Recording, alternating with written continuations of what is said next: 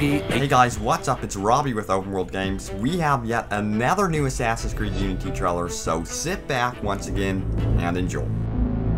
Paris, 1789. The people starve in the squalid streets. The country is besieged by economic decay. The poverty and hunger are relentless. Meanwhile, aristocrats squander the wealth of the nation.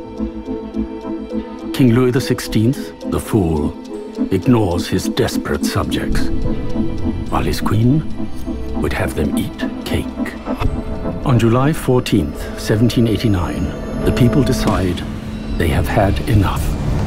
They rise up and storm the Bastille, arming themselves and showing no mercy to the aristocrats who oppress them.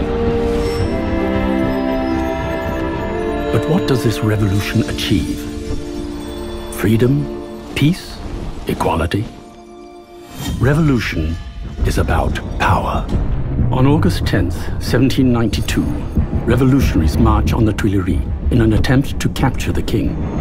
While powerful forces manipulate events from the shadows, they eventually capture and behead the king. Then, the guillotine is turned on tens of thousands of Parisians. To secure their control, these men instigate a year-long reign of terror.